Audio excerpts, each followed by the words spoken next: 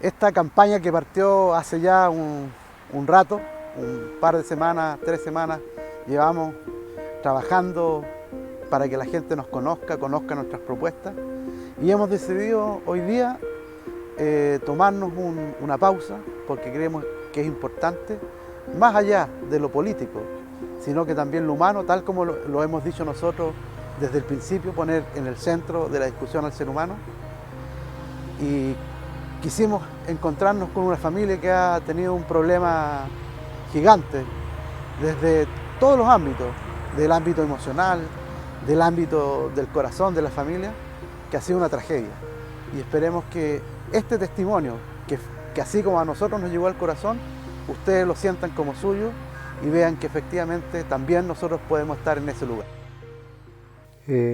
Bueno, buenos días, les agradezco a ustedes la visita.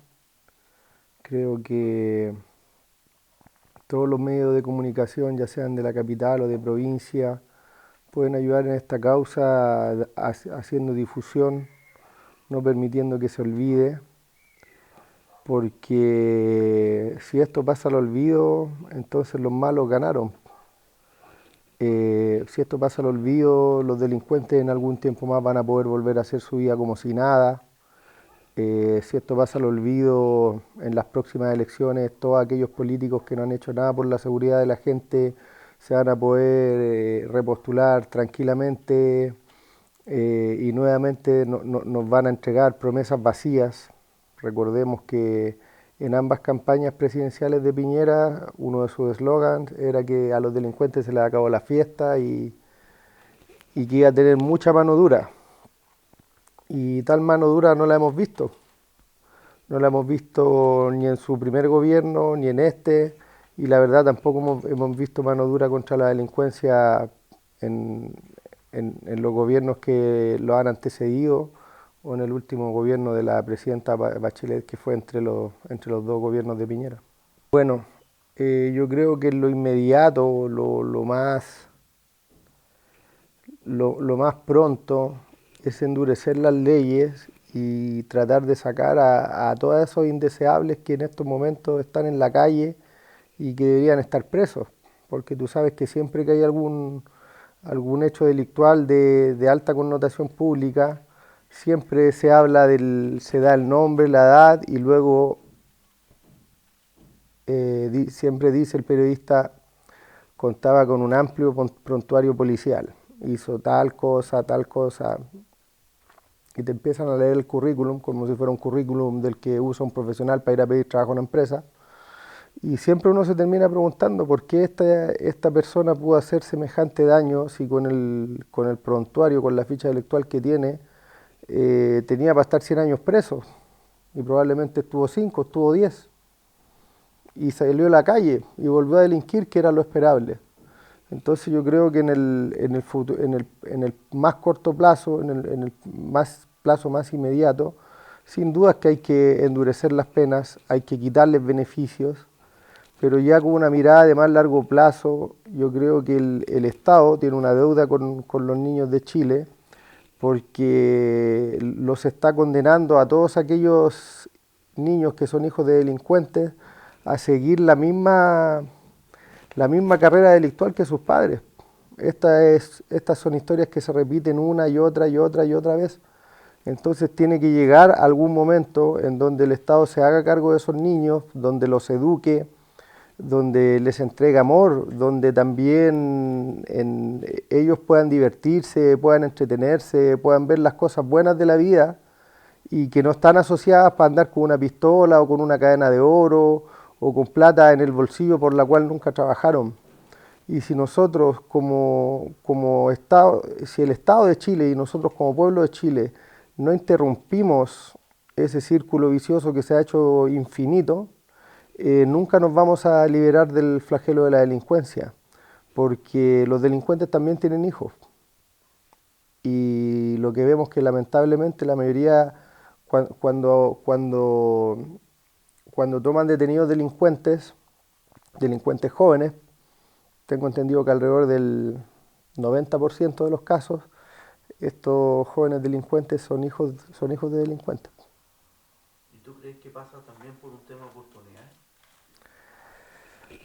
Mira, yo lo he dicho en otras entrevistas, yo entiendo que hay gente que delinque para vivir, ya sea robando en un supermercado, eh, hay otro tipo de delincuentes que, no sé, de estos que clonan tarjetas. Hay un sinnúmero de delitos que si bien atentan contra la propiedad de las personas, no atentan contra lo más sagrado que tenemos todos, porque es nuestra vida o la vida de nuestros seres queridos.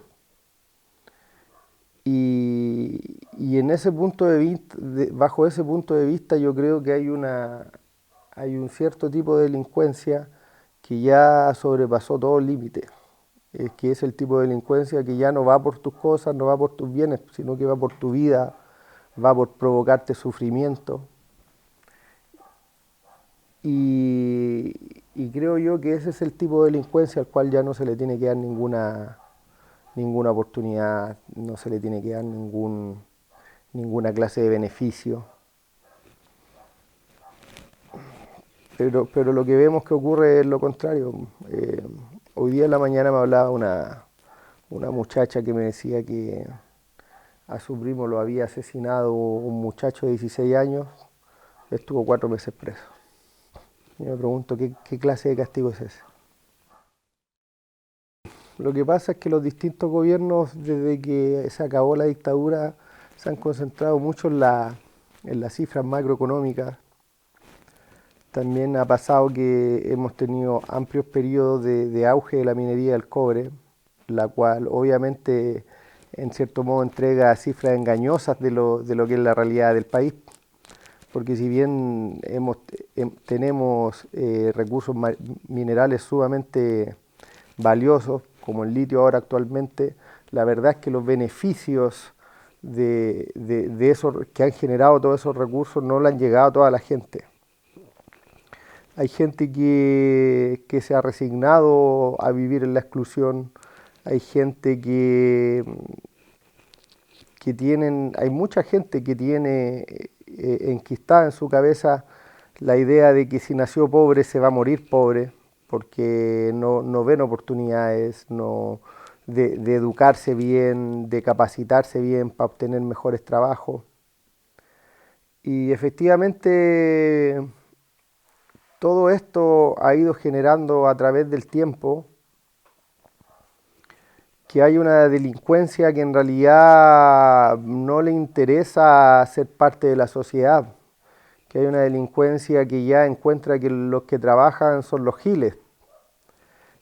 Y como yo te decía anteriormente, hasta cierto punto yo lo encontraba entendible, pero cuando ya nos empezamos a pensar de que es una delincuencia que ni siquiera cuando tú le entregas tus cosas ellos te perdonan la vida, entonces ¿de qué forma tenemos que reaccionar frente a eso?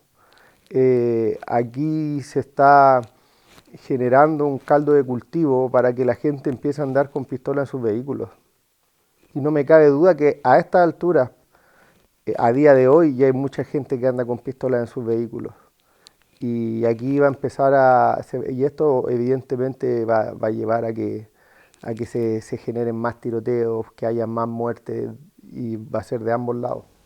En la conversación previa, Roberto me decía, mira, uno miraba de lejos lo que pasa, digamos, y lo que pasa a otro. ¿Qué pasa cuando te pasa a ti? ¿Cuál es tu...? Claro, esa es como una autocrítica que tengo yo de que yo he tratado de vivir mi vida lo mejor posible, tratar de amar a mis hijos, de darle que no les falte nada.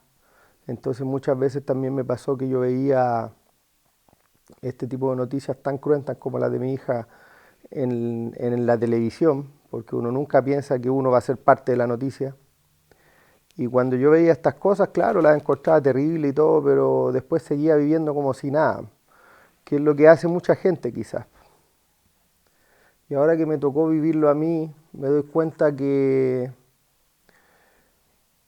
si en un país como Chile quiero exigir justicia, tengo que acudir a la gente común y corriente, porque a los políticos no les importa, porque los delincuentes no tienen remordimiento, porque el Poder Judicial está diseñado de tal forma de que a estos desgraciados se les den todas las oportunidades habidas y por haber.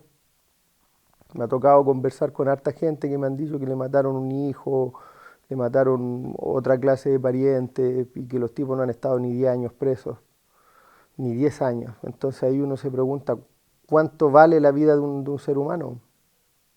¿De verdad vale tan poco? Eh, Lamentablemente me ha tocado vivir esto y lo que veo ahora que estoy involucrado en esto es que es terrible el sufrimiento de la gente a la que le quitan sus seres queridos, porque no es solo que le quitaron el ser querido, sino que después en la mayoría de los casos no sienten que no obtuvieron justicia. Tú sabes que hay mucha gente que le han matado familiares en poblaciones y los tipos son delincuentes y son delincuentes conocidos, no los atrapan no sé por qué. Y muchas veces estas familiares de las víctimas se cruzan con estos delincuentes después en su vida cotidiana.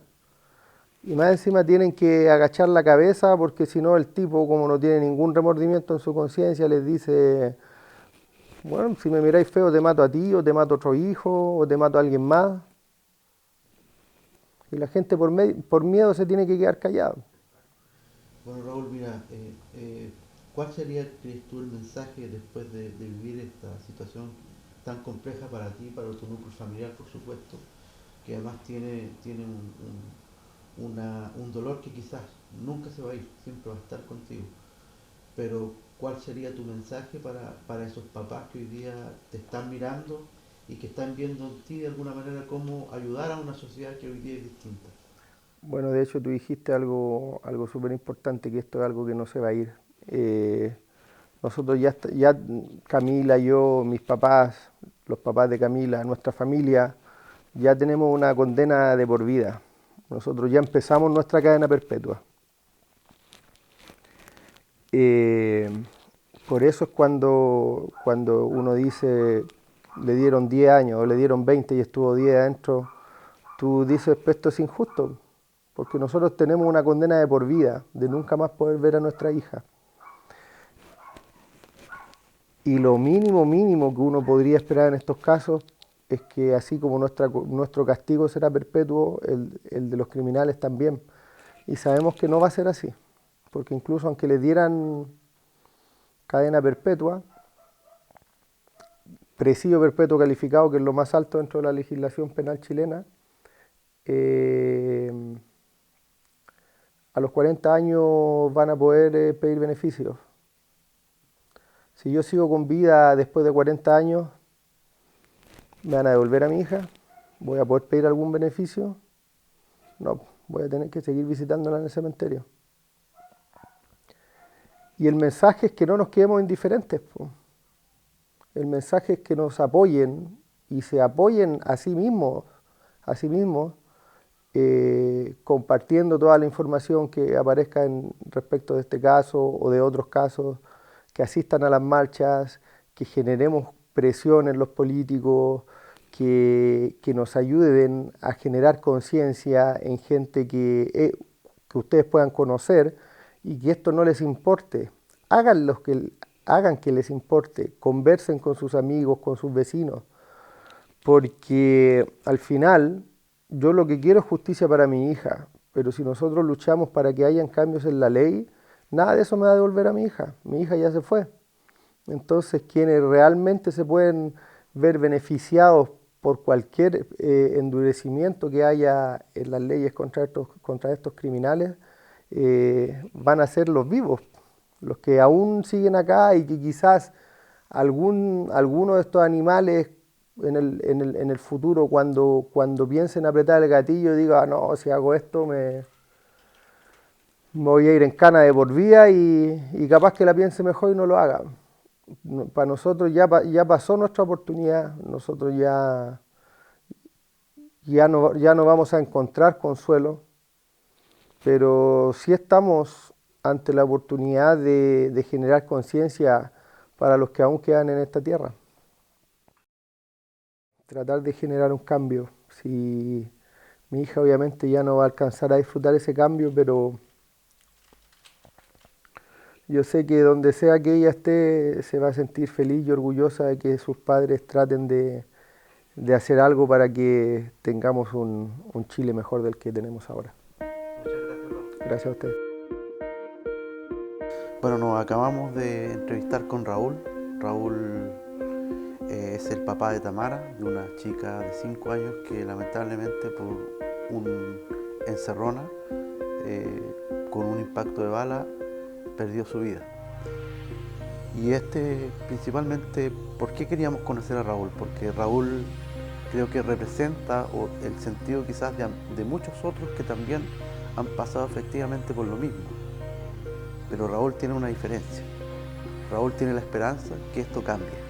Y él está dispuesto a aportar para que ningún padre más, ni de Chile, ni de la Ligua, sufra y sienta que hoy día tiene una condena de por vida, tal como lo dijo él en la entrevista, de que quienes mataron a su hija hoy día no están condenados ni presos, pero él ya está condenado a vivir durante toda su vida con el dolor más grande en el alma, que es perder a su hija. Por eso nosotros llamamos a la gente, a las personas de nuestra comuna, de nuestra provincia, pero principalmente de nuestra comuna, que nos ayuden, que tenemos que cuidarnos, que tenemos que ser solidarios, que tenemos que conocer quién vive al lado de nosotros, que tenemos que estar dispuestos, no solamente la política a cambiar la historia, sino que nosotros, los seres humanos, que somos parte de esta ciudadanía, también tenemos que aportar.